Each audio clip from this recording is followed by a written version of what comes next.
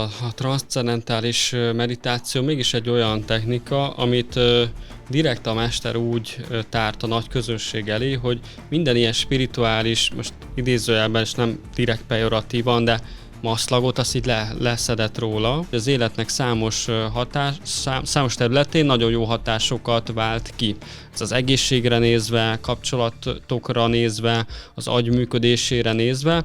Ez egy egyedülállóan hatékony technika, tehát ezeknek a fejlesztésében mondjuk úgy, és ez az, ami a témát megkülönbözteti ezektől a spirituális egyéb dolgoktól. Tehát amikor te eljössz egy transzcendentális meditáció tanfolyamra, akkor nem foglalkozunk ilyenekkel, hogy számisztika, vagy jóslás, vagy asztrológia, mert egyszerűen azzal foglalkozunk, hogy te tanuld meg azt, hogy ebben a csöndes állapotban, ami az idegrendszernek egy speciális állapota, te hogyan tudsz elmerülni.